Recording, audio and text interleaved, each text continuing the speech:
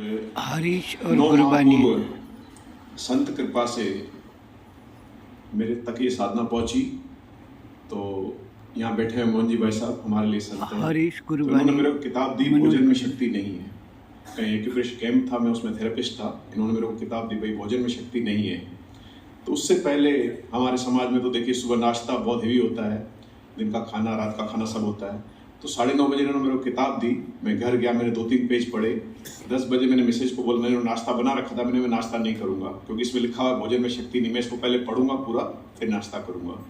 तो इस तरह मैंने नाश्ता पहले बंद किया और 8-10 दिन में नाश्ता नहीं खाया तो मेरे को बहुत अच्छा लगा। मैं ऑफिस, मेरा सिटिंग वर्क है, बिजनेस है, तो ऑफिस जाते मेरे को सुस्ती आती थी, क्योंकि ऑफिस जाते ही नाश्ता करके जाता, फिर स्टाफ चाय बना के लाता, चाय पीता, फिर 1-1:30 बजे लंच का काम हो जाता, यूँ करके सुस्ती सी रहती थी शरीर में।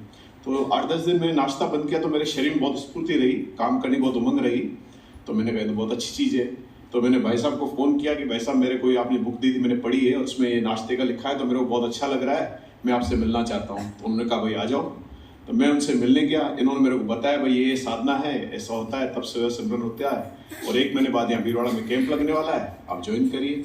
तो मैंने कहा तो बहुत अच्छी बात है। इस बीच मेरे को आदरणीय पाराशर जी से पैसा मिलाने गया भीलवाड़ा में, उन्होंने मेरे को बताया कि ऐसे जूस लो, दिन को कच्चा खाना खाओ, रात को भोजन खाओ, जो पद्धति अपनी वो सब किया। घर में मिसेज ने मेरा बहुत साथ दिया।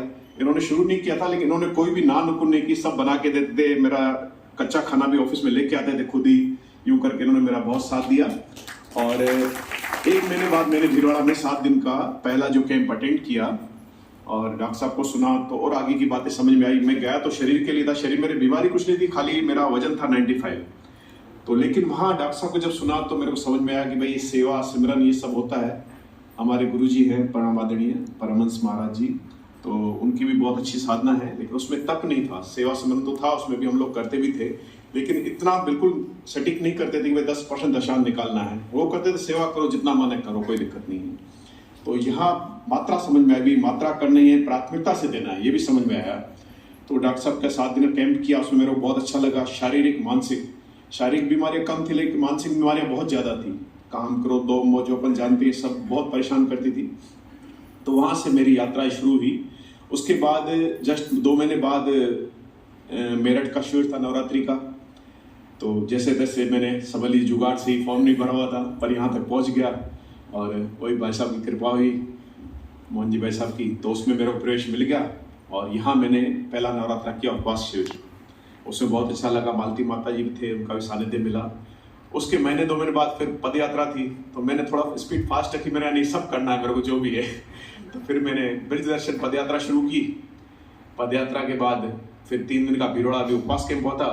तब मैंने मिसेज को बोला कि इन्होंने मेरा परिवर्तन देखा शरीर में, मेरा वजन 95 से 73 हो गया था।